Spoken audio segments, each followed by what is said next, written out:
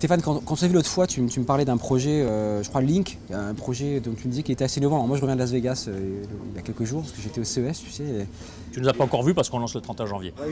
Bon, quelque part, la question que je me pose, c'est tu m'as fait un peu de teasing la dernière fois. Avec tout ce que j'ai vu la semaine dernière, j'attends de voir si je vais être étonné. Alors, en fait, c'est assez simple ce qu'on lance, mais je pense que c'est très utile. L'idée, c'est de donner le meilleur des deux mondes, c'est-à-dire de permettre à des clients d'accéder très simplement, de façon entièrement digitalisée, à l'assurance vie.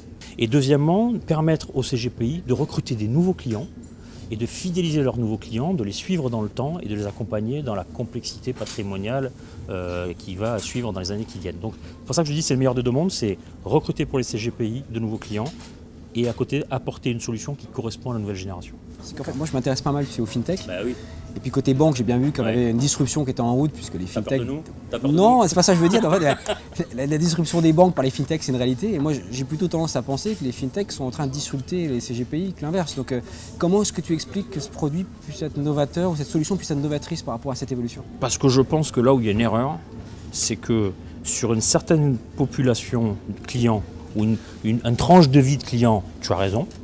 Par contre, à partir d'un certain niveau de patrimoine et de complexité patrimoniale, si j'ose dire, ça devient compliqué de faire ça par fintech. Dès que tu as un peu de pro et de perso à mélanger, il n'y a aucun ordinateur qui va te donner la réponse. Comment tu fais pour me rassurer, pour me garantir que je garde la main quand même sur la relation avec mon client, vu que tu me dis que justement je suis capable d'apporter la valeur ajoutée, ça je veux bien l'entendre, mais si je déporte via les outils la capacité de mon client à s'auto-gérer quelque part, est-ce que ça ne va pas m'échapper? Est-ce que cette relation client ne va pas m'échapper au final? Ton client final, en tant que CGPI, ne pourra pas rentrer sur le site sans avoir mis ton code CGPI.